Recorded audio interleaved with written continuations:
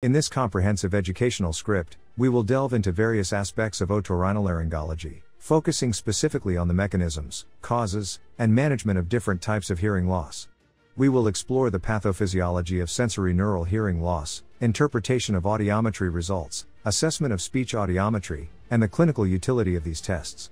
Additionally, we will discuss the principles and diagnostic applications of tympanometry, grading and management strategies for different levels of hearing loss, surgical treatment options for conductive hearing loss, rehabilitation strategies for sensory neural hearing loss, advances in hearing aid technology, genetic testing and counseling for patients with genetic hearing loss, evaluation and management of balance disorders associated with hearing loss, and the differentiation between objective and subjective tinnitus. Let us first understand the mechanisms behind conductive hearing loss.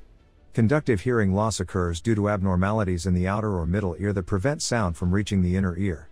These abnormalities can include cerumen impaction, otitis media, otosclerosis, and tympanic membrane perforation, among others.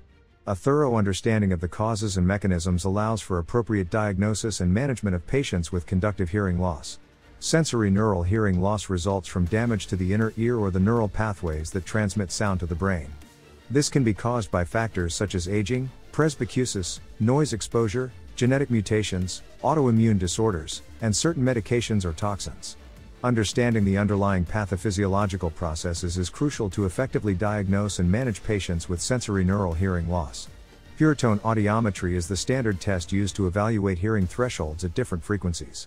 In this section, we will discuss how to interpret the results of purtone audiometry and determine the configuration of hearing loss, such as flat, sloping, or steeply sloping. The knowledge gained from interpreting these results helps in formulating appropriate management plans. Speech audiometry assesses a patient's ability to understand speech in different listening situations. We will explore the various speech audiometry tests, including speech reception thresholds, word recognition scores, and speech discrimination tests. This comprehensive assessment allows for the identification of the patient's level of speech understanding, aiding in treatment planning and counseling. Tympanometry is a valuable tool used to assess middle ear function and identify abnormalities such as middle ear effusion, eustachian tube dysfunction, and ossicular pathology. We will discuss the principles underlying tympanometry, interpretation of the results, and its diagnostic applications in clinical practice. Hearing loss is classified into different grades based on its severity. In this section, we will explore the different grading systems used and discuss the appropriate management strategies for patients with mild, moderate, severe, and profound hearing loss. Rehabilitation options such as hearing aids, assistive listening devices, and cochlear implants will also be discussed. When conservative management fails, surgical interventions may be required for patients with conductive hearing loss. We will discuss various surgical options like tympanoplasty, ossiculoplasty, and stapedidomy. A comprehensive understanding of these procedures will assist in determining the best treatment approach for each patient. Patients with sensory neural hearing loss can benefit from various rehabilitation strategies.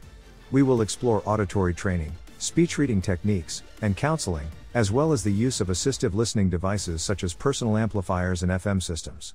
These strategies aim to maximize communication abilities and improve quality of life for individuals with sensory neural hearing loss.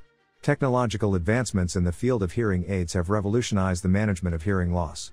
We will discuss the various types of hearing aids available, including behind the ear, in the ear, and completely in the canal devices. Additionally, we will explore features like directional microphones, noise reduction algorithms, and wireless connectivity, which enhance the performance and usability of hearing aids. Genetic mutations play a significant role in hearing loss. We will delve into the genetic causes of hearing loss, available genetic tests, and the importance of genetic counseling. Understanding the genetic basis of hearing loss allows for tailored management plans and family counseling. Hearing loss can be associated with disturbances in balance and vestibular function. We will discuss the evaluation of balance disorders, including specialized tests like electronystagmography and videonystagmography. Management options, including vestibular rehabilitation exercises and medication, will also be explored. Tinnitus refers to the perception of sound in the absence of any external source. We will examine the evaluation of tinnitus, including the differentiation between objective and subjective tinnitus. The management of tinnitus, including sound therapy, cognitive behavioral therapy, and medication, will also be discussed. In summary, this video has covered a wide range of topics in otorhinolaryngology regarding hearing loss. Medical students should understand these concepts to provide optimal patient care in this field.